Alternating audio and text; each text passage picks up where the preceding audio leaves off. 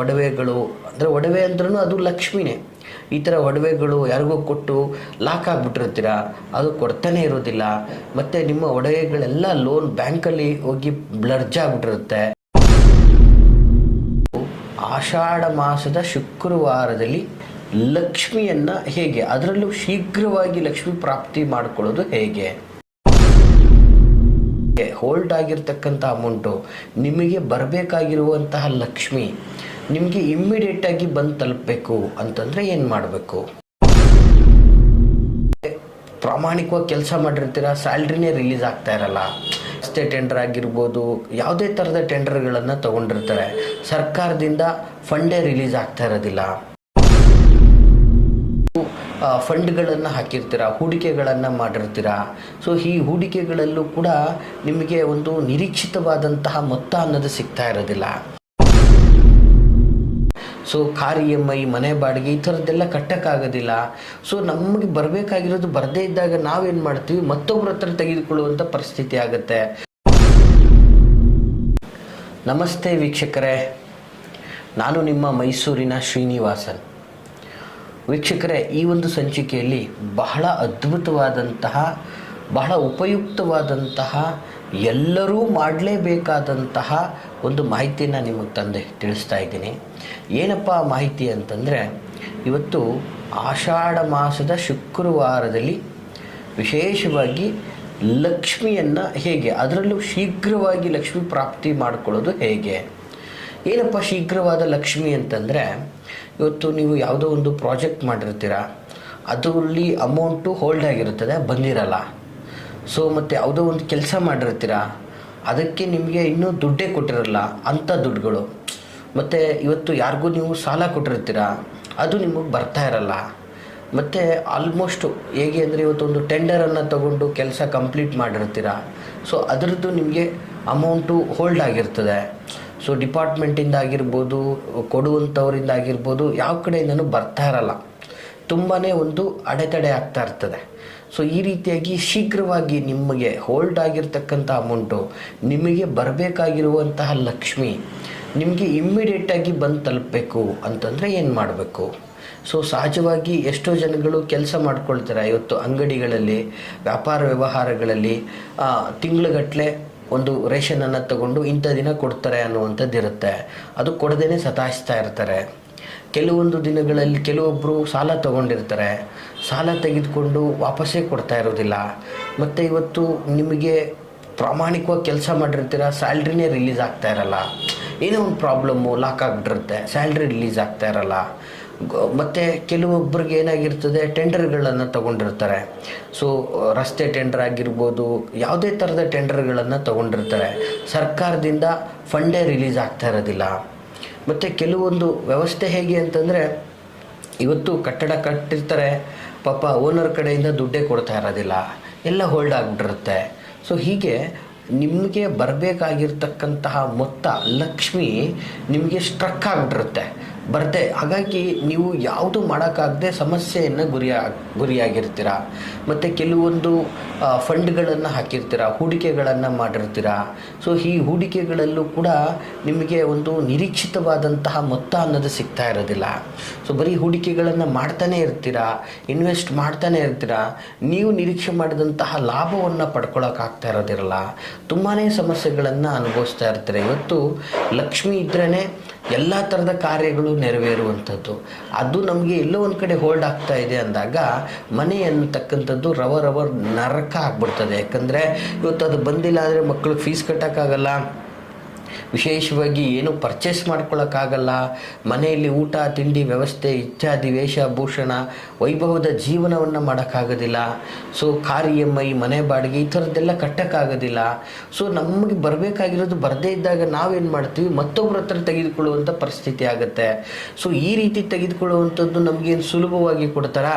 So ಅದಕ್ಕೆ ಒಂದಷ್ಟು ದೊಡ್ಡ ಮಟ್ಟದ ಇಂಟ್ರೆಸ್ಟನ್ನು ಹಾಕ್ತಾರೆ. ಸೊ ಆ ಇಂಟ್ರೆಸ್ಟನ್ನು ಕಟ್ಕೊಂಡು ಈ ಅಮೌಂಟ್ ರಿಲೀಸ್ ಆಗೋನಷ್ಟರಲ್ಲಿ ಟೈಮ್ನಲ್ಲಿ. ಸೊ ನಮಗೆ ಸೇವಿಂಗ್ಸ್ ಅನ್ನೋದೇ ಆಗಿರಲ್ಲ, ಎಲ್ಲ ಕಳ್ಕೊಂಬಿಡ್ತೀವಿ. ಹೀಗೆ ಈ ರೀತಿಯಾಗಿ ಸಮಸ್ಯೆಗಳನ್ನು ಅನುಭವಿಸ್ತಾ ಇರ್ತಕ್ಕಂಥವ್ರು ಬಹಳ ಜನ.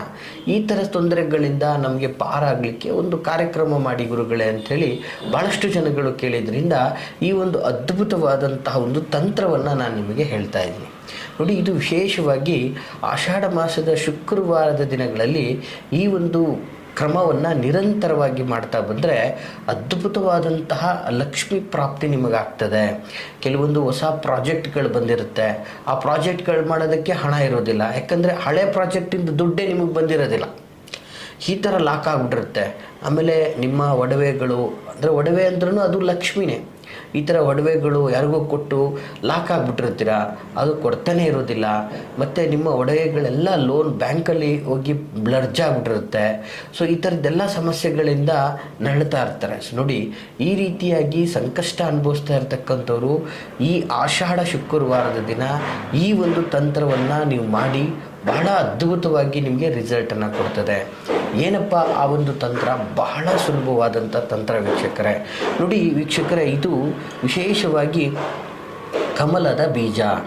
ನೋಡಿ, ಈ ಕಮಲದ ಬೀಜ ನಿಮಗೆ ಎಲ್ಲಿ ಈ ಗ್ರಂಥಿಗೆ ಅಂಗಡಿಗಳಲ್ಲೂ ಸಿಗುತ್ತೆ, ಅಥವಾ ನಿಮ್ಮ ಊರಲ್ಲೇ ಯಾವುದಾದ್ರೂ ಒಂದು ಸ್ವಲ್ಪ ಈ ಹಳ್ಳ, ಕೆರೆ ಅಥವಾ ಕೆಸರು ಇಂತಹ ಜಾಗದಲ್ಲಿ ಕಮಲದ ಒಂದು ಹೂಗಳು ಬಿಡುವಂಥ ವ್ಯವಸ್ಥೆಗಳಿದ್ದಂಥ ಜಾಗದಲ್ಲೂ ಕೂಡ ನಿಮಗೆ ಇದನ್ನು ನೀವು ತಗೊಂಡು ಬರ್ಬೋದು. ಅಥವಾ ನಿಮ್ಗಲ್ಲೆಲ್ಲೂ ಹುಡುಕೋಕ್ಕಾಗಲ್ಲ ಅಂದರೆ ಗ್ರಂಥಿಗೆ ಅಂಗಡಿಗಳಲ್ಲೇ ಇದು ಸಿಗ್ತದೆ ವೀಕ್ಷಕರೇ. ನೋಡಿ, ಕಮಲದ ಬೀಜ ಅಂತಂದರೆ ನೋಡಿ, ಕಮಲದ ಮೇಲೇ ಆ ತಾಯಿ ಮಹಾಲಕ್ಷ್ಮಿಯ ಒಂದು ವಿಶೇಷವಾದಂತಹ ಒಂದು ವಾಸಸ್ಥಳ ಆಗಿರ್ತದೆ. ಸೊ ಹೀಗಾಗಿ ಆ ಒಂದು ಕಮಲದ ಬೀಜಕ್ಕೂ ಕೂಡ ಇವತ್ತೊಂದು ದಿನ ವಿಶೇಷವಾಗಿ ಸಾಕ್ಷಾತ್ ಲಕ್ಷ್ಮಿ ಅಂತಲೇ ನಾವು ಇದನ್ನು ಪೂಜಿಸ್ತೀವಿ. ಇಂತಹ ಕಮಲದ ಬೀಜಗಳಿಂದ ಆಮೇಲೆ ಇದನ್ನು ನಾವು ಕಾಷ್ಟಮಣಿಗಳು ಅಂತ ಕೂಡ ಹೇಳ್ತೀವಿ.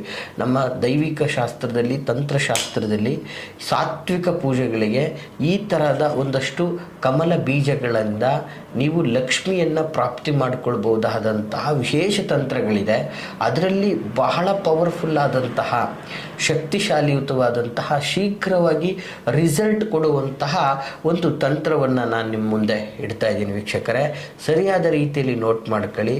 ಇದನ್ನು ಹೇಗೆ ಮಾಡಬೇಕು, ಯಾವ ರೀತಿಯಲ್ಲಿ ಮಾಡಬೇಕು, ಯಾವ ವಿಧಾನದಲ್ಲಿ ಮಾಡಬೇಕು, ಯಾವ ಸಮಯದಲ್ಲಿ ಮಾಡಬೇಕು, ಇದನ್ನು ನಿಮಗೆ ಪರಿಪೂರ್ಣವಾಗಿ ತಿಳಿಸ್ಕೊಡ್ತೀನಿ. ನೋಟ್ ಮಾಡ್ಕೊಳ್ಳಿ ವೀಕ್ಷಕರೇ. ಬಹಳ ಪವರ್ಫುಲ್ ಆದಂತಹ ತಂತ್ರ ಇದಾಗಿರ್ತದೆ. ಏನಪ್ಪ ತಂತ್ರ ಅಂತಂದರೆ, ಇದನ್ನು ವಿಶೇಷವಾಗಿ ಆಷಾಢದ ಶುಕ್ರವಾರದ ದಿನವೇ ಈ ಒಂದು ತಂತ್ರವನ್ನು ನೀವು ಮಾಡಬೇಕಾಗ್ತದೆ. ಏನು ಮಾಡಬೇಕು ಅಂದರೆ, ಪ್ರಾಥಮಿಕವಾಗಿ ಈ ಥರದ ಕಮಲದ ಬೀಜಗಳನ್ನು ಒಂದು 9 ಕಮಲದ ಬೀಜಗಳನ್ನು ತೆಗೆದುಕೊಳ್ಬೇಕು ವೀಕ್ಷಕರೇ. ದಯವಿಟ್ಟು ನೋಟ್ ಮಾಡ್ಕೊಳ್ಳಿ. 9 ಕಮಲದ ಬೀಜಗಳನ್ನು ತೆಗೆದುಕೊಳ್ಬೇಕಾಗ್ತದೆ. ಈ 9 ಕಮಲದ ಬೀಜಗಳನ್ನು ತೆಗೆದುಕೊಂಡ ನಂತರ ಅದನ್ನು ನಿಮ್ಮ ಮನೆಗೆ ತೆಗೆದುಕೊಂಡು ಬಂದು ಒಂದು ಸ್ವಲ್ಪ ಶುದ್ಧಿ ಮಾಡಬೇಕಾಗ್ತದೆ. ಅಂದರೆ ಕ್ಲೀನ್ ಮಾಡಿಕೊಂಡು, ನೀರಲ್ಲಿ ತೊಳೆದು ಕ್ಲೀನ್ ಮಾಡಿಕೊಂಡು, ನಂತರ ಒಂದು ಕೆಂಪು ವಸ್ತ್ರದ ಮೇಲೆ ಅದನ್ನೆಲ್ಲ ಇಟ್ಟು ಅದನ್ನು ಸಂಪೂರ್ಣವಾಗಿ ನೀವು ಸಾಕ್ಷಾತ್ ಮಹಾಲಕ್ಷ್ಮಿ ಅಂತಲೇ ಭಾವಿಸ್ಕೊಂಡು, ಆ ಮಹಾಲಕ್ಷ್ಮಿನೇ ಅಂತಲೇ ತಿಳ್ಕೊಂಡು, ನಿಮಗೆ ಏನು ಪ್ರಾಬ್ಲಮ್ ಆಗ್ತಾಯಿದೆ, ಇವತ್ತು ಯಾವ ಅಮೌಂಟು ಹೋಲ್ಡ್ ಆಗಿದೆ, ಯಾರ ಕಡೆಯಿಂದ ಅಮೌಂಟ್ ಬರಬೇಕು, ನಿಮಗೆ ಸ್ಥಿರವಾಗಿ ಹೇಗೆ ಅಮೌಂಟ್ ನಿಲ್ಲಬೇಕು, ಶೀಘ್ರವಾಗಿ ಯಾವ್ಯಾವ ರೀತಿಯಲ್ಲಿ ನಿಮಗೆ ಬರಬೇಕು, ನಿಮ್ಮದೇನೆಲ್ಲ ಹೋಲ್ಡ್ ಆಗಿದೆ ಅದನ್ನು ನೀವು ಭಕ್ತಿಯಿಂದ ಯೂನಿವರ್ಸಲ್ಲಿ ಪ್ರಾರ್ಥನೆ ಮಾಡ್ಕೋಬೇಕಾಗ್ತದೆ. ಪಂಚಭೂತಗಳ ಸಾಕ್ಷಿಯಾಗಿ, ನಿಮ್ಮ ಇಷ್ಟ ದೈವಗಳ ಸಾಕ್ಷಿಯಾಗಿ ನೀವು ಈ ಒಂದು ಕಮಲದ ಬೀಜಗಳನ್ನು ಭಕ್ತಿಯಿಂದ ನೀವು ಪೂಜಿಸ್ಬಿಟ್ಟು ಪ್ರಾರ್ಥನೆಯನ್ನು ಮಾಡಬೇಕಾಗ್ತದೆ. ಪ್ರಾರ್ಥನೆಯನ್ನು ಮಾಡಿದ ನಂತರ ವೀಕ್ಷಕರೇ, ಇದನ್ನು ವಿಶೇಷವಾಗಿ ದೇವ್ರ ಮನೆಯಲ್ಲಿಟ್ಟೇ ಮಾಡಬೇಕು. ಮಾಡಿದ ನಂತರ ಸುಮಾರು ಪೂಜೆ ಆದ 24 ಗಂಟೆಯ ನಂತರ ವೀಕ್ಷಕರೇ, ಅದನ್ನು ಆ ಕೆಂಪು ಬಟ್ಟೆಯಲ್ಲಿ ಇಟ್ಟಿರೋದನ್ನು ಹಾಗೆ ಗಂಟನ್ನು ಕಟ್ಟಬೇಕು. ಗಂಟನ್ನು ಕಟ್ಟಿಬಿಟ್ಟು ಅದನ್ನು ನೀವು ನಿಮ್ಮ ಮನೆಯಲ್ಲಿ ಹಣಗಳನ್ನು ಇಡುವಂತಹ ಸ್ಥಳ, ಅಂದರೆ ಲೈಕ್ ಬೀರು ಆಗಿರ್ಬೋದು, ಕಬೋರ್ಡ್ ಆಗಿರ್ಬೋದು, ಸುಟ್ಕೇಸ್ ಆಗಿರ್ಬೋದು, ಅಥವಾ ಟ್ರಂಕ್ ಆಗಿರ್ಬೋದು, ಯಾವುದಾದ್ರೂ ಒಂದು ಜಾಗದಲ್ಲಿ ಈ ಗಂಟನ್ನು ನೀವು ಮಡಗಿಬಿಡಿ. ಈ ರೀತಿಯಾಗಿ ಮಾಡಿದ್ರೆ ಉಂಟಲ್ಲ ವೀಕ್ಷಕರೇ, ನಿಮಗೆ 100% ಶೀಘ್ರವಾಗಿ ನಿಮಗೆ ಧನ ಪ್ರಾಪ್ತಿ ಆಗ್ತದೆ, ಲಕ್ಷ್ಮಿ ಯೋಗ ಆಗ್ತದೆ, ನಿಂತಹ ಹೋಲ್ಡ್ ಆಗಿರ್ತಕ್ಕಂತಹ ಹಣಗಳೆಲ್ಲ ಬಂದು ನಿಮಗೆ ಸೇರ್ತದೆ. ಈ ರೀತಿಯಾಗಿ 9 ಕಮಲದ ಬೀಜಗಳಿಂದ ತಂತ್ರಗಳನ್ನು ಮಾಡ್ಕೊಳ್ಳಿ. ಧನ ಧಾನ್ಯದ ಕೊರತೆಗಳಿಂದ ನಿಮ್ಮನ್ನು ನೀವು ರಕ್ಷಿಸಿಕೊಂಡು ಸಮೃದ್ಧಿಯಾಗಿ ಬದುಕಿ ಅಂತ ಹೇಳಕ್ಕೆ ಇಷ್ಟಪಡ್ತೀನಿ ವೀಕ್ಷಕರೇ. ಈ ಮಾಹಿತಿ ತಮಗೆಲ್ಲ ಇಷ್ಟವಾಗಿದ್ದರೆ ಲೈಕ್ ಮಾಡಿ.